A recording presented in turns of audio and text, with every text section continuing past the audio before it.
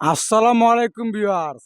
এই যে আপনারা দেখতে পাচ্ছেন সন্ধ্যা লগ্নে সূর্যাস্তের সময় সূর্যমামা অস্ত যাচ্ছে।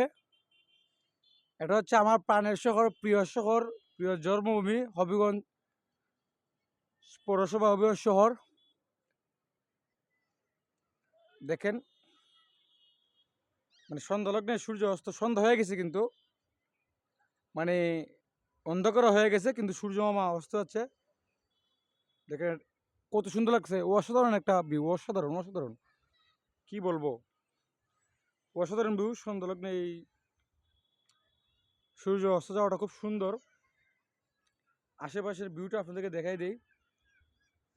দেখেন সন্ধ্যা কিন্তু হয়ে গেছে।